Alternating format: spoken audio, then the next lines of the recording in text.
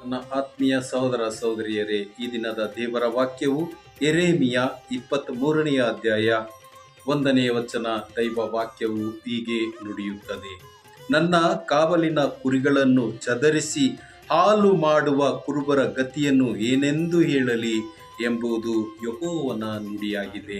ದೇವಾದಿ ದೇವನು ನುಡಿಯುತ್ತಿದ್ದಾನೆ, ನನ್ನ ಕಾವಲಿನ ಕುರಿಗಳನ್ನು ಚದರಿಸುವ ಅವರ ಗತಿಗಳನ್ನು ಏನೆಂದು ನಾನು ಅವರಿಗೆ ನುಡಿಯುತ್ತಿದ್ದಾನೆ.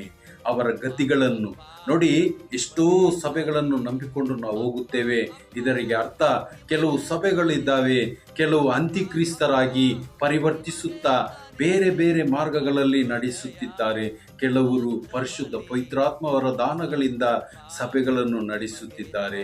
ಇದರಲ್ಲಿ ಅವರ ಗತಿಗಳನ್ನು ಏನೆಂದು ಹೇಳಲಿ ಎಂಬುದಾದರೆ, ಭೂಮಿಯಲ್ಲಿ ದೇವರು ಅವರಿಗೆ ಬರಮಾಡುವ ಕೆಟ್ಟ ಒಂದು ಅವರ ಪರಿವರ್ತನೆಗಳಿಗಾಗಿ ದೇವರು ಶಿಕ್ಷೆಯನ್ನು ಕೊಟ್ಟೇ ಕೊಡುತ್ತಾನೆ.